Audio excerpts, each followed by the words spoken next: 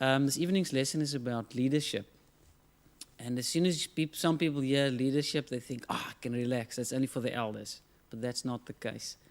So don't think I can relax. This lesson is for you. It's for me. It's for all of us. At this week's Thursday class, I can't remember this week or last week, we were talking about communication and listening. And I said, Katerina sometimes in her wisdom, when she's going to tell me now a difficult story, she tells me at the start, listen, Johan, I don't actually need a solution to the problem. I just want you to listen. Because guys, when we hear a problem, we're sitting there, we're thinking, what's the solution? And so she knows this, and you can just listen. And then I know, good, I can relax. I can just sit back, and I don't have to think about a solution. I can just relax and listen. Now tonight, that's not the case. You can't just relax and listen. You got to take in what we're talking about and think, how is it going to change your life this week? There's a famous book that's called The 7 Habits of Highly Effective People. And one of the key concepts in the book is your sphere of influence. And I think your sphere of influence defines your sphere of leadership as well. That each one of us is a leader in some ways, depending if it's your family, if it's at your business, if it's in the work that you do in the church. All of us do lead regularly. And to the extent that we lead, we make that sphere of influence grow. And to the extent that we fail to lead, that sphere of influence suffers.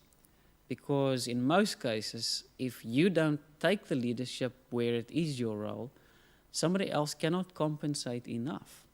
And all the compensation that others can do cannot rectify to the extent that you may not be fulfilling your role. And I hope that tonight's lesson inspires you to take your role to the complete sphere of influence that you are capable of taking. Tonight we're going to look at a few biblical examples of what is good and poor leadership, and also what God wants us to learn from other people's mistakes, but also of what they did right. The first person we're going to be looking at tonight is Moses, and we'll read together from Numbers chapter 20 from verse 1 to 13. Numbers chapter 20 from verse 1 to 13.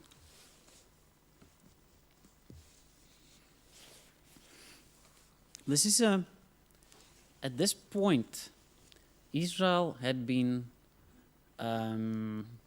trekking through the desert for 40 years.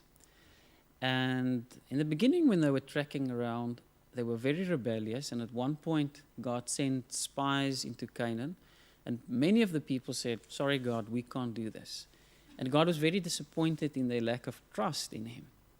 And he said to them, because you don't trust me that I can give this new land to you, not one of you will enter this land. You will eventually die in the desert, and only those younger than, I think it was 20 at that stage, would enter the land. Now we're 40 years on, and you'd think that major lesson would have stuck. And if parents make mistakes, and let's say they make mistakes in their youth, they often teach their children about, don't repeat mom and dad's mistake. Be extra careful not to repeat it. And somehow, the nation of Israel repeats the mistake of not trusting God, and even the leadership makes that mistake. Let's read together and see what they did. This is Numbers chapter 20 from verse 1. In the first month, the whole Israelite community arrived at the desert of Zin, and they stayed at Kadesh. There Miriam died and was buried. Now there was no water for the community, and the people gathered in opposition to Moses and Aaron. They quarreled with Moses and said, if only we had died when our brothers fell dead before the Lord. Why did you bring the Lord's community into this desert, that we and our livestock should die here? Why did you bring us out of Egypt to this terrible place? It has no grain or figs, grapevines or pomegranates, and there is no water to drink. Now, I had to laugh when I read pomegranates, because of all the things I could complain about, that wouldn't have been one of them to come to mind. But obviously, pomegranates were big in those days. And the whole community was complaining, and they were saying, why do we have to put up with this, really. God, it's time. Let us have a better life. And Moses, in the story, has to deal with one of the biggest problems that a leader often has to deal with. It's not the thing, but it's the people. The people were the problem because the people were turning this into a problem, complaining and asking for a life which their parents didn't really have. We spoke about it this morning in Sunday school. The parents were also complaining, and if you think about what they were complaining, they said they wanted to go back to Egypt. Egypt wasn't that great either. They were slaves. They had to build pyramids. Life wasn't great when somebody was chasing you with a rod or a whip. And this is a reminder to me, in any case, of how people often do repeat their mistakes. We don't learn from our mistakes. We don't learn from our parents' mistakes and from our own history. In verse 6 to 8, luckily, Moses does one good thing right. And that is an example to us. Let's see what he does. Moses and Aaron went from the assembly to the entrance of the tent of the meeting and fell face down. And the glory of the Lord appeared to them. The Lord said to Moses, "Take the staff, and you and your brother Aaron gather the assembly together. Speak to that rock before their eyes, and it will pour out its water. You will bring water out of the rock for the community, so they and their livestock can drink." Have you ever been, have your eyes ever been open to how God gives us solutions in unfamiliar places? Often we come to our wits' end and we suddenly realize, maybe I should try praying about it. And before you know it, God shows you in a way that you didn't expect, in a place that you didn't expect, coming from a person or a time or a circumstance that you didn't expect, that the solution is there. God just wanted you to recognize that you need Him to find it. And in the same way, Moses could not have guessed, I suppose, that the water would come from that rock. Yet, about 40 years earlier, they had the same problem, the same people were complaining, and 40 years earlier, God also gave water from a rock. You'd think by now they would have learned the lesson. But let's not cast any stones to them. How often do we step in the same hole twice? In Dutch they have a saying, a donkey stamp nie sy poot twee keer aan dieselfde klip nie. A donkey doesn't hurt its foot twice on the same stone. Clearly, us humans sometimes need to learn from the donkeys because we do make the same mistakes twice. Then verse 11 to 13, Moses flounders. And it's not the best example to us, but it is an opportunity to learn from his mistake. Look at what goes wrong here. From verse 11. Let's read from verse 9. So Moses took the staff from the Lord's presence, just as he commanded him. He and Aaron gathered the assembly together in front of the rock, and Moses said to them, "Listen, you rebels, must we bring you water out of this rock?" Then Moses raised his arm and struck the rock twice with his staff. Water gushed out, and the community and their livestock drank. But the Lord said to Moses and Aaron, "Because you did not trust in me enough to honor me as holy in the sight of the Israelites, you will not bring this community into the land I give them." These were the waters of Meribah, where the Israelites quarreled with the Lord, and where he showed himself holy among them. You've got to have sympathy with Moses. The Israelites were a difficult bunch. And I can well imagine he must have been fed up after 40 years of complaining, people wanting to go their own direction, everyone thinking that they know better. They get manna for free, and yet they still gather more than they should. Then it gets rotten. And I can imagine he must have felt by now, what a bunch of unruly teenage children. But that aside, with those circumstances, Moses still doesn't trust God enough to just do what he says. God said, "Speak to the rock," and he decides, I'll give it not just one good lashing, but twice, to just make dead sure that this time it works.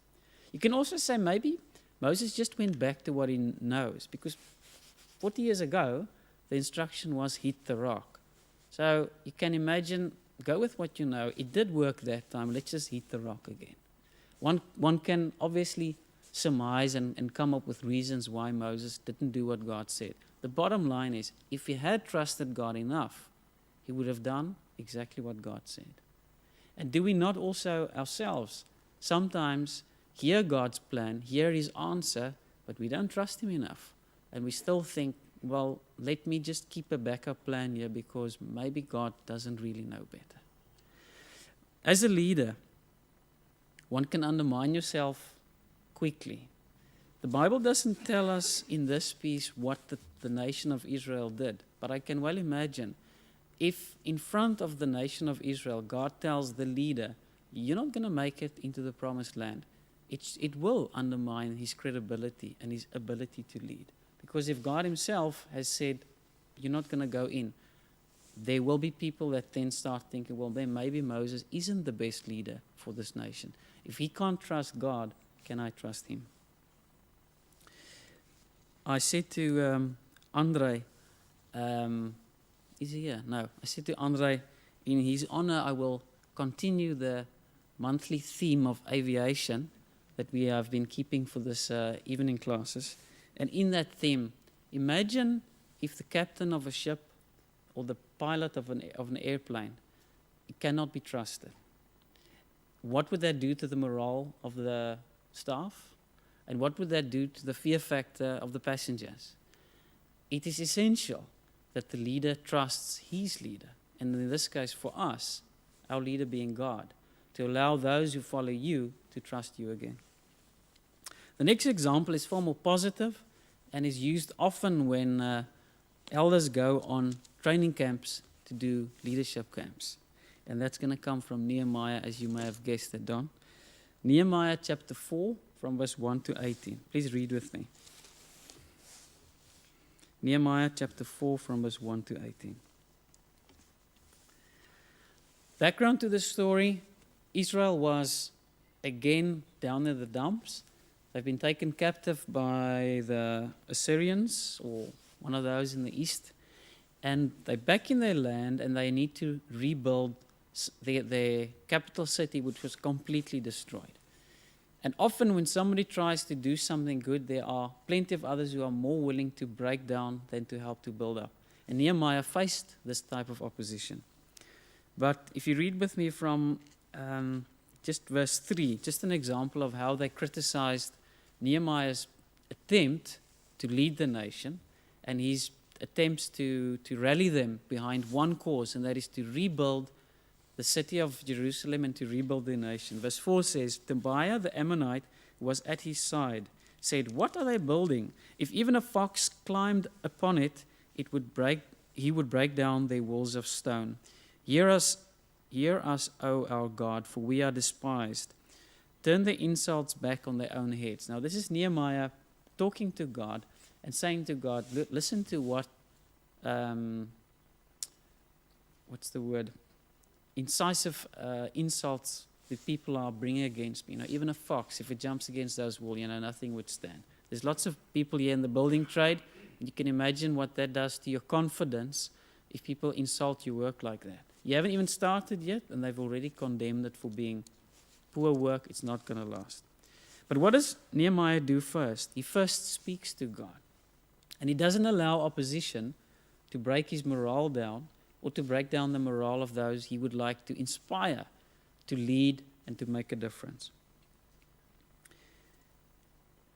Ask yourself, how often do we think to first pray and then to make plans?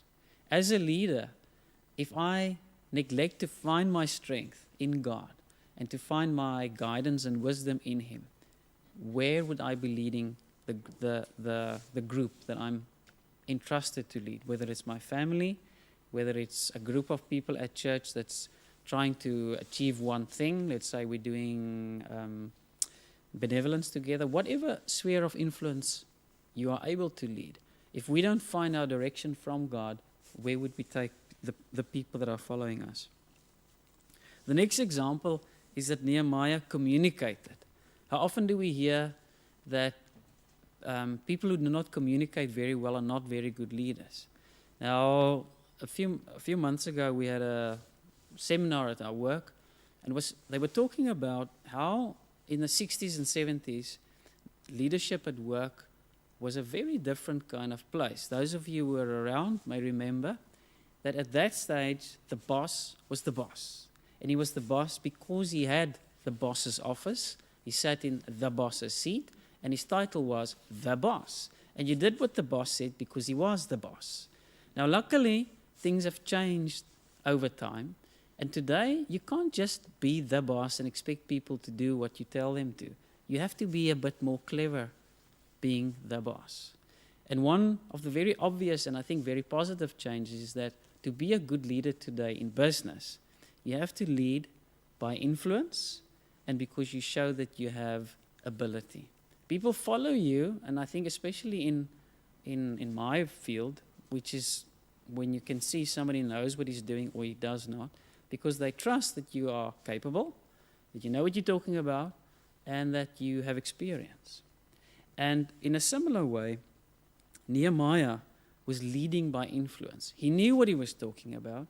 He communicated clearly to those who needed to follow what was the job and what he expected of them. If I read from verse 19 to 22, it says, this is now just an extract of one of the many wise things that Nehemiah did as a leader. Verse 19-22 says, Then I, this is now Nehemiah, said to the nobles, the officials, and the rest of the people, the work is extensive and spread out, and we are widely separated from each other along the wall.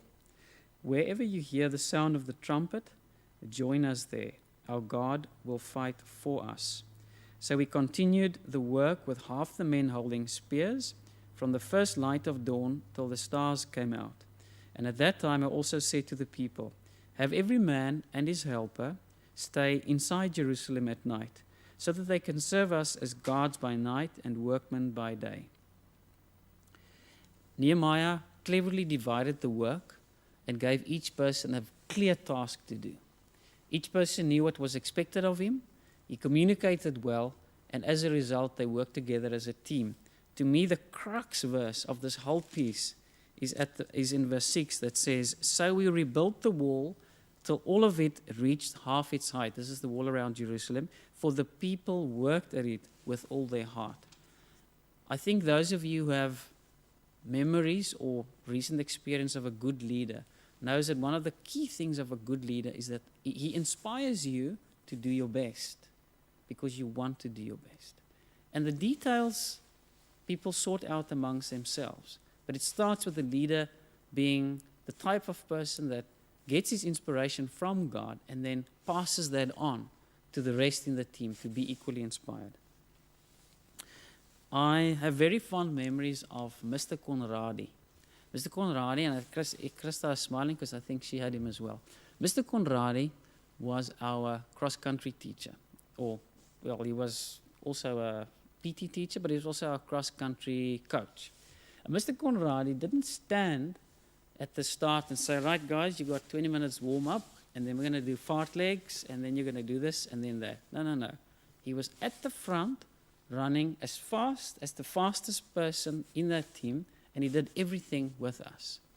And Mr. Conradi, you'll have memories of a good teacher. He had that kind of inspiration that he attended everything that we ever had to go to, every match or race then in that case, obviously. Every Monday, Tuesday, Wednesday, Thursday, Friday that we trained, he was there, and he was at the front running with us. And it inspired us because obviously he was much older, he was obviously quite fit as well, but he didn't just stand back and say what we needed to do. He showed us how, and he did it with us. The next example we're going to be looking at is Timothy. Timothy wasn't as old as Nehemiah. He was quite young. He didn't have to put up with complaining masses like Moses had to do, but he certainly had his challenges, and his local congregation things weren't running smoothly, as we can expect. People are people, and where there are several people together, you're going to have problems. Bank on it. And Paul tells Timothy a couple of things in chapter 4 before he tells him the famous one that we always know that comes after that, which is the advice on elders and deacons and such. And we're not going to look at elders and deacons because tonight I said we're talking to the average man. It's us. And Timothy is us. Timothy is you, it's me. And Paul's advice to Timothy is for him to lead, he needs to know where he's going. He needs to stand his ground and not let people push him sideways just because he's young. There's a Japanese proverb that says, action without vision ends in ruin. And the great thing about Japanese and Chinese proverbs is your audience can never check if it's true because they can't read Japanese or Chinese. But that's clearly, that's what I found. It's a Japanese proverb. Timothy had his fair share of challenges. And one of those challenges is to know where to lead this church. Today when Stephen and Steve Benton and Krista and a couple of us went to go take blankets to 2 of the shelters. And Steve was talking about how he sees in some rich families that some parents manage to teach their children how to be good businessmen and some don't. And you see how those children sometimes run the business into ruin and it just ends bankrupt and disappears. But sometimes the children get taught quite well and they even improve on the parents. They bring in new techniques, new technology, and the business just doesn't just keep going, it just flourishes. And I think that principle of parents being able to allow their kids and show their kids to go much further than they ever managed to go themselves is something that I think every parent would want for their family. In this case, Timothy didn't have children, but he had to take care of a congregation. And what joy would it have given Timothy if his congregation could take what he had been obviously had been learning from a very young age, because the Bible tells us Timothy has been involved in as a follower of Christ and his parents as well from a young age, and see how that experience built up over time is transferred to the church and allows them to take off and go where you could say Timothy hasn't gone before. There's a couple of principles that Paul teaches to Timothy. If we read together from 1 Timothy chapter 4 up until about verse 20, one of the first things that he comes back to, and that is prayer. We spoke about this earlier about Moses. Moses and Aaron went into the tabernacle and they prayed. And without prayer, we realize, you're dead in the water. You might as well not have started. Because as a leader, prayer is our place where we find our direction. Prayer is our place where we find guidance from God and His wisdom to know which way to lead the group that we are leading. Timothy also had to deal with errant people. In verse 6 and 7, Paul says, if you point these things out to the brothers, you will be a good minister of Christ Jesus, brought up in the truths of faith and all the good teaching that you have followed. Have nothing to do with godless myths and old wives' tales. Rather, train yourself to be godly. And he expands on this and he says, in that church, clearly, where there were many people tugging this way and that, Timothy had to stay the course. And he only could stay the course if he was close to God and if he trained himself in the various aspects that would make a good leader. Now here's a summary. If you wanted the 2-minute summary of tonight's lesson, Paul gives it to us in the next 2 verses. He says in verse 12, don't let anyone look down on you because you are young, but set an example for the believers in speech, in life, in love, in faith, and in purity. If we as leaders in our spheres of influence would do just that this week, we would make great strides to fulfilling God's task for each of us as leaders. Because people are no longer willing to just listen to the boss. They want to see the boss leading. They want to see you doing what you're saying is the right thing to do. They want to see me doing what is the right thing. And if I and you would grow in the way that I speak and set a good example in what I say and how I say things, in how I live, in the love that I show, in the faith that I show in action, and in my purity, my influence as a leader would be far greater, because people would see this guy is actually doing which he's trying to teach me to do in the same way.